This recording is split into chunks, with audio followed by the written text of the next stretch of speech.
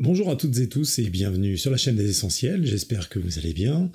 Donc aujourd'hui on va voir une notion qui est liée à la photographie au flash, puisque vous l'aurez peut-être compris ou en tout cas deviné, l'épisode de la semaine dernière introduit un petit peu toute une série de vidéos qui vont venir et qui vont être dédiées à la photographie au flash, à la photographie, à l'éclairage contrôlé, on va dire. Donc, lorsqu'on photographie au flash, une notion essentielle qui est vraiment pour le coup très importante et qui est une des premières notions à avoir est celle de la synchro flash. Alors qu'est-ce que c'est que la synchro flash, appelée aussi synchro X? Cette idée de synchro flash, pour bien la comprendre, il faut juste revenir tout simplement à ce qui se passe dans l'appareil photo lorsque vous prenez une photo. Donc c'est lié à l'obturateur. Vous savez, l'obturateur, c'est ce qui va déterminer en tout cas le temps de pause auquel le capteur ou la surface sensible va être exposée. Et cet obturateur, si vous voulez, il est composé de deux rideaux. Alors vous avez peut-être déjà entendu, notamment avec les flashs, cette histoire de déclenchement au premier rideau, déclenchement au second rideau. Ça, ce sont des choses qu'on verra dans un épisode bientôt. Mais pour l'instant, il faut juste comprendre que cet obturateur a deux rideaux. Et le fonctionnement, alors je vous ai fait une petite animation, comme ça on va voir ça un peu plus clairement. Le principe, c'est que le premier obturateur, le premier rideau de l'obturateur cache, donc obture effectivement, donc permet que la surface sensible soit cachée hermétiquement, on va dire, de la lumière. Ce premier rideau va se baisser et donc montrer intégralement toute la surface sensible à la lumière, à la scène exposée.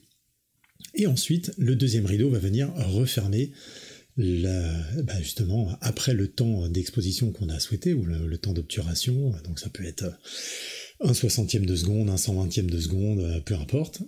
Ce qui va se passer, c'est que vous allez avoir ce premier rideau qui va se baisser, qui va montrer l'intégralité du capteur ou de la surface sensible, et le second rideau ensuite qui va venir refermer, puis les deux vont se réinitialiser.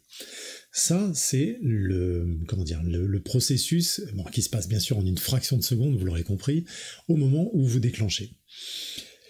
Et ce qui est important, et pourquoi pourquoi il va y avoir un souci avec le flash, c'est que tant qu'effectivement il y a, effectivement toujours, c'est mon gimmick, pardon, mais tant qu'il y a à un moment donné l'intégralité du capteur qui est exposée à la lumière, le fait d'utiliser un flash pose pas de problème, puisque l'ensemble du capteur, et donc l'ensemble de votre scène, va bénéficier du flash et va être capté tel quel. Mais ce qu'il faut savoir, c'est que, passé un certain seuil, les deux rideaux vont travailler en même temps. Le premier rideau va se baisser, et avant même qu'il ait fini d'ouvrir complètement le capteur, le deuxième rideau va venir refermer pour laisser qu'un interstice, et ensuite recouvrir complètement le capteur. Donc il va balayer comme ça avec cet interstice la surface sensible au moment de l'exposition.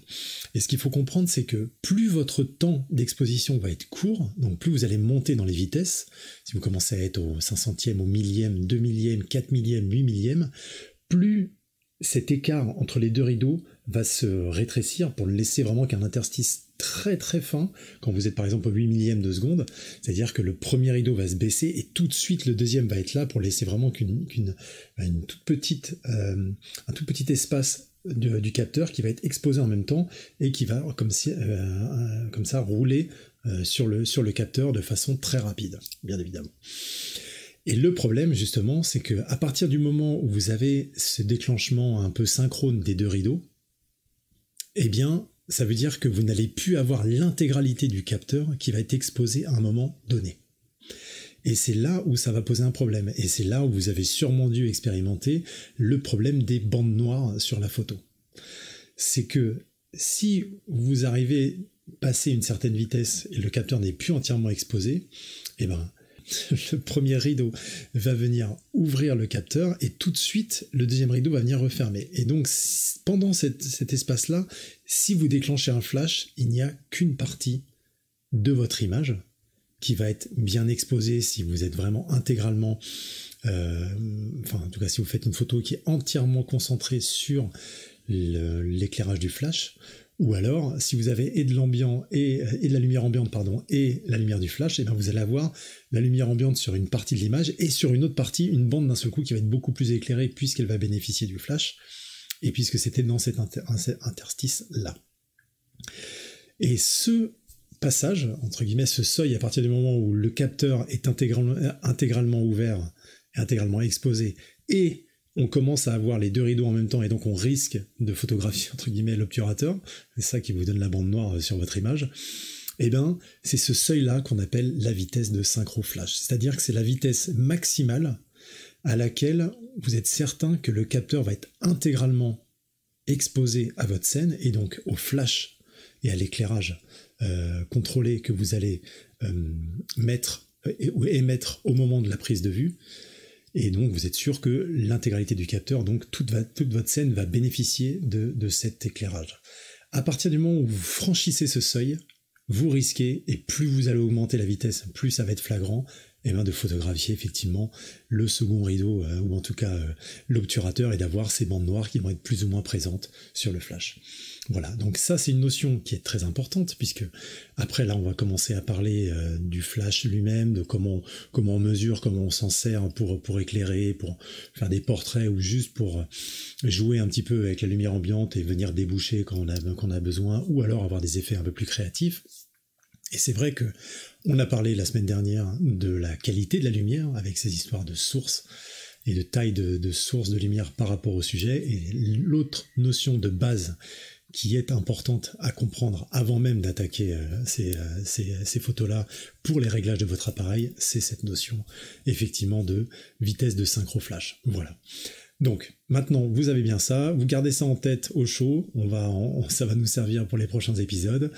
J'espère que tout ça vous apporte, parce que c'est vrai qu'on a fait pas mal de cours et pas mal de tutos pour couvrir toutes les bases de la prise de vue et ainsi de suite.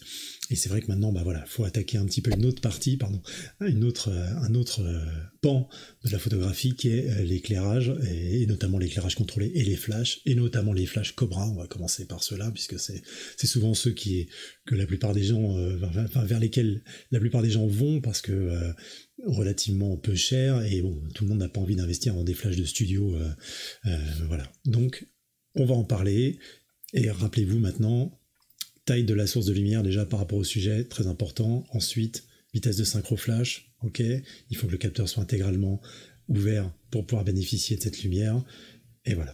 Vous gardez ça en tête au chaud, on verra ça dans les prochains épisodes. D'ici là, prenez bien soin de vous, faites plein de belles photos, et on se revoit la semaine prochaine. Ciao.